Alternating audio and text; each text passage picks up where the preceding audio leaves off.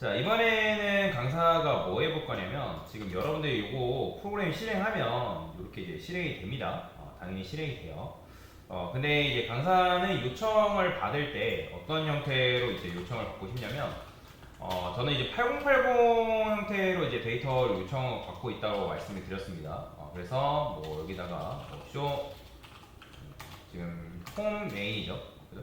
홈, 그 다음에 메인, 뭐 이런 식으로 검색하면 이렇게 나오고, 2 하면 이렇게, 3 하면 이렇게 나와요. 여러분들도 당연히 강사처럼 이렇게 나와야 되는 거고. 자, 근데 저는 이번에는 뭐 할 거냐면 여기다가 increase라고 이렇게 쓸 거거든요. increase. 자, increase라고 쓰면 처음에 응답 결과로 이제 이게 0이 나왔으면 좋겠고, 그 다음에 1이 나왔으면 좋겠고, 그 다음에 2가 나왔으면 좋겠는 거예요. 그죠? 자, 그러면 여러분들 요게 되려면 당연히 요게 있어야겠죠? 그죠? 이게 제일 먼저 있어야 됩니다. 자, 그러면 여기다가 increase라고 이제 써주시면 되고, 그 다음에 show, 그 다음에 increase라고 이런 식으로 쓸 거예요. 자, 그러면 이제 우리가 숫자를 줘야 되기 때문에 여기다가 지금 타입이 스트링이잖아요. 그죠? 스트링인데, 근데 이제 이 스트링을 여러분들이 int라 써도 어차피 그 리턴에서 결과로 나올 때는 어떻게 나오냐면 문자로 변환이 되거든요. 지금 보시면 여기 리스폰스 바디가 있잖아요. 문제 리스폰스 바디. 그러니까 리스폰스 바디라는 거는 여러분들이 요 메서드를 실행했을 때 리턴한 결과를 우리가 이제 바디라고 하게 되면 웹페이지가 여러분들이 이제 웹사이트로 따지면 HTML이라는 게 있고, 그 다음에 거기에 자식으로 헤드하고 바디가 있거든요. 그러면 여러분들이 쓰고 있는 내용물은 다 여기 바디 안에 쓰여지는 거란 말이에요. 바디 안에. 그러면 그 바디는 오직 문장만 인식이 돼요. 문자열만. 그렇기 때문에 여러분들이 이런 식으로 쓴 그 결과물을 어떻게 바디에 응답을 해가지고 응답한 결과로 출력을 해주는 거예요. 그러니까 만약에 여러분들이 10이라는 값을 내가 정수값으로 리턴을 한다 하더라도 결국에는 표현이 돼서 나오는 거는 어떻게 나오냐면 문자열로서 표현이 된다고 보시면 돼요. increase. 자, 보이죠? 10 나오는 거. 그래서 이런 형태로 나온다는 거예요. 이런 형태로. 자, 그러면 이제 뭐 해야 되는 거예요? 지금 이제 인크리즈 했을 때 0, 1, 2 나오는 거죠. 그죠? 그러면 요거를 대부분 제가 이걸 먼저 하라고 하면 어떻게 하냐면 여기다가 int 넘버 이렇게 써요.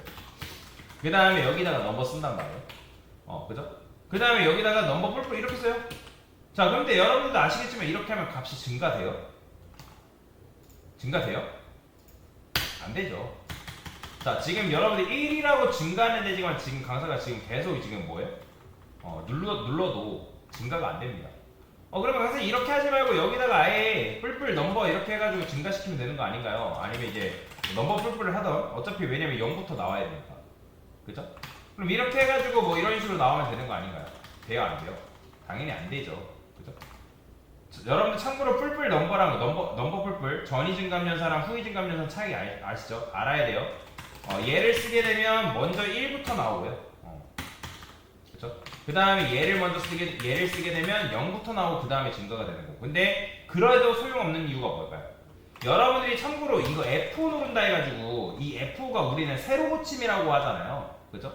근데 이게 세로 고침이 아니라 사실상 요 URL로 재요청을 하는 거예요. 그러니까 재요청을 하다 보니까 그 요청에 맞게 웹페이지가 다시 그려지는 거거든요. 그걸 우리가 그래서 세로 고침이라고 얘기하는데, 사실상 세로 고침이라는 게 요 요청을 다시 보내는 거예요. 다시 보냈을 때 웹페이지가 로딩이 되는 건데, 그러면 여러분들이 요런 요청을 보내면 요 요청, 지금 우리가 요청으로 인크리즈 증가시켜달라고 요청을 하잖아요. 그럼 요청을 하게 되면 어떤 게 실행되는 거예요? 실행되는 게 지금 여러분들이 안쪽에 있는 show increase라는 메서드가 실행된단 말이에요.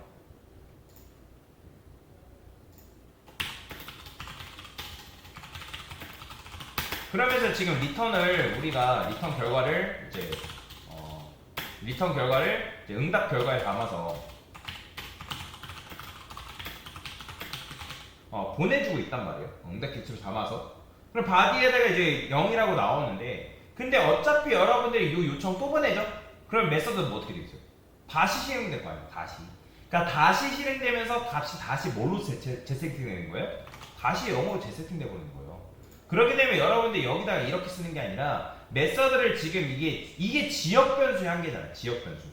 이게 현재 메서드 안에서 지금 호출된 지역 변수잖아요. 지역 변수의 한계이기 때문에 얘를 어디다 넣어야 되는 거예요? 얘를 전역 변수로 넣어야 된다.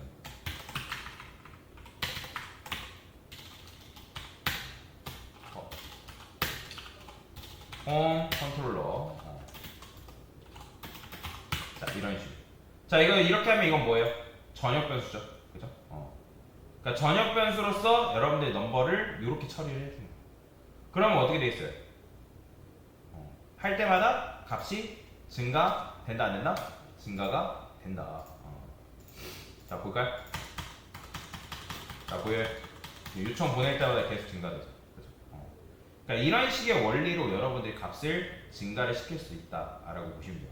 그래서 이제 이 수명이 어떻게 되어 있는지를 여러분들이 알아야 돼요. 수명, 해당 수명. 근데 또 이런 분들 계세요.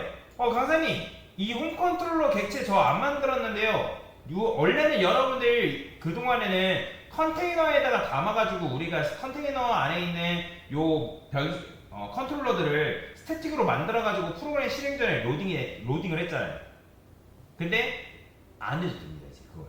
왜 그러냐면, 이거는 나중에 이제 설명을 드리게 할 건데, 스프링부트가 내부적으로 컨테이너를 가지고 있어요. 그러게 되면 컨테이너를 가지고 있어서 이 홈 컨트롤러라는 거를 알아서 실행시켜줍니다. 근데 그냥 실행시켜주는 게 아니에요. 이 컨트롤러라는 어노테이션을 붙여줘야지만 실행시켜줍니다. 이거 안 붙여주면 안 돼요. 그렇게만 그냥 이해하세요. 나중에 어차피 설명드릴 거니까 그렇게만 일단 이해를 하세요. 자, 그래서 어쨌든 이런 식으로 했을 때 값이 일씩 증가되는 로직으로 변경이 가능하다.